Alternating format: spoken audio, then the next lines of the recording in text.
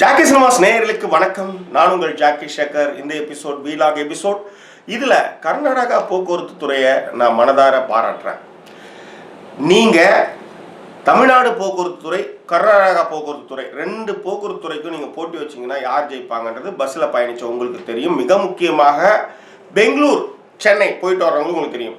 மற்ற ஒரு ஊருக்கு போகிற பஸ்லாம் கூட கொஞ்சம் இதுவாக இருந்தாலும் கூட, பட் இந்த பெங்களூர் மெட்ராஸ் பஸ் இருக்கு பாருங்கள், எல்லாம் ஃபஸ்ட் கிளாஸாக இருக்கும். எல்லாம் ஓல்வோ பஸ்ஸு, ஏசி, மல்டி ஆக்சல் வண்டி தான் விடுவாங்க. அது மெயின்டெனன்ஸ் அவ்வளோ சூப்பராக இருக்கும். ஒரு ஏசி பஸ்ஸை எப்படி மெயின்டெனன்ஸ் பண்ணணும் அப்படின்றத நீங்கள் தமிழ்நாடு போக்குவரத்துறை அதிகாரிகளும் சரி, அமைச்சர்களும் சரி, அவங்கக்கிட்ட டியூஷன் எடுத்துகிட்டு வந்தாங்கன்னா ரொம்ப நல்லாயிருக்கும். மற்ற எல்லா பஸ்களும் அப்படி தான்.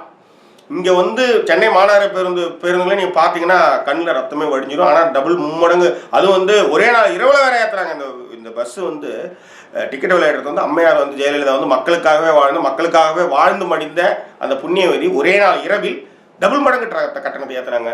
நிறைய பேர் நடந்தெல்லாம் திண்டிவனம், திருவண்ணாமலைக்கெல்லாம் குடும்பமே நடந்தெல்லாம் போச்சு. ஸோ அந்த மாதிரியான கேலி கூத்துக்கெல்லாம் நடந்தும் கூட இன்னமும் டப்பா பஸ் தான் ஓடிட்டுருக்கு. ஒரு காலத்தில் நீங்கள் இங்கே சவுத்தில் கேரளா, கர்நாடகா, ஹைதராபாத், தெலுங்கா, இந்த 3 ஸ்டேட்டையும் கம்பேர் பண்ணும்போது நம்ம பஸ்ஸு தான் அடிச்சிக்கவே முடியாது. ஆனால் இப்போ அந்த இடத்த யார் எடுத்துக்கிட்டா? கர்நாடகா போக்குவரத்துக்கு கேஎஸ்ஆர்டிசி எடுத்துக்கிட்டாங்க. அவங்க ஏற்கனவே ஹைதராபாத் அப்படின்ற ஒரு பஸ்ஸை விட்டுருந்தாங்க. ஒரு பஸ்ஸை அறிமுகப்படுத்தியிருக்காங்க. சரி, இந்த பஸ்ஸோட சிறப்புகள் என்னென்னா, இந்த பஸ்ஸில் 36 seat capacity multi axle Volvo bus. இதில் பேண்ட்ரி இருக்குது. உங்களுக்கு ஃப்ளைட்டில் போகிற மாதிரி சீட்டுக்கு முன்னாடி உங்களுக்கு ஒரு டெலிவிஷன்ஸ் இருக்குது, வைஃபை மோடம் இருக்குது, டாய்லெட் இருக்குது, முக்கியமாக டாய்லெட் இருக்குது. ஸோ ஒரு ரயிலில் நீங்கள் என்ன பயணிக்கிறீங்களோ அதே ஒரு அனுபவத்தை, ஒரு ஃப்ளைட்டில் எப்படி பயணிக்கிறீங்களோ அதே ஒரு அனுபவத்தை தரையில் பயணிக்கிற ஒரு பேருந்து உங்களுக்கு கொடுக்குதுன்னா அது ஹைதராபாத் சுப்ரியா தான். ஸோ அதனுடைய உள்கட்டமைப்பு, டிரைவர்ஸ்லாம் அந்த நம்ம ஊர்லேயும் பஸ்ஸு ஏசி பஸ் வந்தப்போ புதுசாக என்னது இந்த யூனிஃபார்ம்லாம் போட்டுலாம் ஓட்டினாங்க, கேப்லாம் போட்டு ஓட்டினாங்க. அதுதான் நம்மளுடைய இதுதான் தெரியுமே. அப்புறம் எல்லாம் போச்சு. ஸோ அவங்க இன்னமும் அந்த டிக்னிட்டி, அந்த விஷயங்கள், அந்த யூனிஃபார்ம், அந்த மேட்ரு, இதெல்லாம் பக்கம் அந்த சுத்தம், இதெல்லாம் சரியாக பண்ணிட்டு இருக்காங்க. ஸோ அதனால அவங்க ஒரு சக்ஸஸ் ரேட் அவங்க பக்கம் நிறைய போயிட்டுருக்கு. ஜெயலலிதா உயிரோடு இருந்த பொழுது ஸ்ரீரங்கத்துக்கு ஒரு பஸ் விட்டாங்க. அதே மாதிரி டாய்லெட் ஃபெசிலிட்டிஸ்லாம் இருக்கிற மாதிரி ஒரு பஸ் பச்சை கலர் தான். ஏன்னா அவங்களுக்கு ராசியான நகரங்களே அதில் தான் அது போச்சு.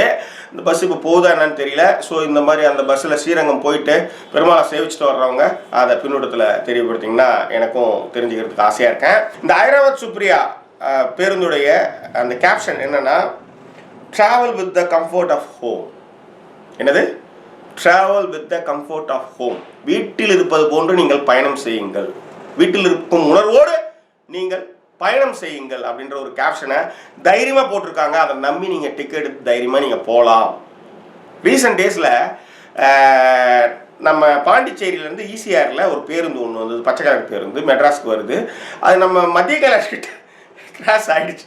நான் என்ன பண்ணேன், பைக்கில் நேராக போய் ட்ருன்னு போயிட்டு இப்படி இப்படி இப்படி இப்படி கிட்ட அந்த ஒரு கட்டு இருந்தால் போயிடலாம்னா அவரும் எவ்வளோ கஷ்டப்பட்டு ஓடி இருக்காரு.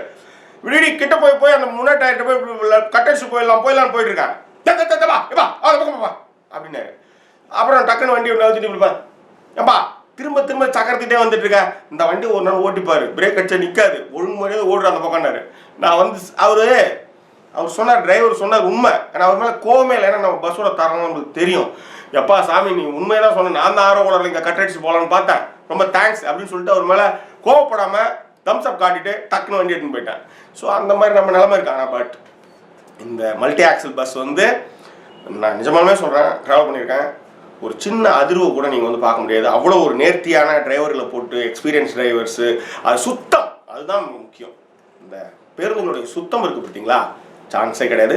ஸோ கேஎஸ்ஆர்டிசி மென்மேலும் வளர வாழ்த்துக்கள். ஒரு இந்தியனாக பெருமை கொள்கின்றேன். எப்படிப்பா பக்கத்து ஸ்டேட்டை வாழ்த்துறேன்னா, என்னால் எங்கே நடந்தாலும் வாழ்த்தணும், அப்போ தான் என் அறிவு வரும், ரைட்? ஸோ நிச்சயமாக கேஎஸ்ஆர்டிசி பேருந்துகள் சிறந்ததா, தமிழ்நாடு பேருந்துகள் சிறந்ததா அப்படின்றத இந்த ரெண்டு பேருந்துகளும் பயணித்து நீங்கள் இதில் கமெண்ட் செக்ஷனில் சொல்லுங்கள். ஸோ இதில் இந்த கருத்துக்கு உங்களுக்கு மாற்று கருத்துக்கள் கூட இருக்கலாம். இதுக்கு ஏதோ ஒரு விஷயம் நான் கற்றுக்காத விஷயத்தை கூட நான் பேசியிருக்கலாம். ஸோ அந்த விஷயங்கள் கூட நீங்கள் பின்னூட்டங்களை தெரிவிங்க. இந்த கருத்தில் வந்து உங்களுக்கு உடன்பாடு இருந்ததுன்னா ப்ளஸ் ப்ளஸ் பட்டனும், மைனஸ் தான் மைனஸ் பட்டனும் அழுத்துங்க. நேர்மையாகவே செய்யுங்க. வேற என்ன, இந்த தலைமை உங்களுக்கு பிடிச்சிருந்தா சப்ஸ்கிரைப் பண்ணுங்கள், நண்பர்கிட்ட ஷேர் பண்ணுங்கள்.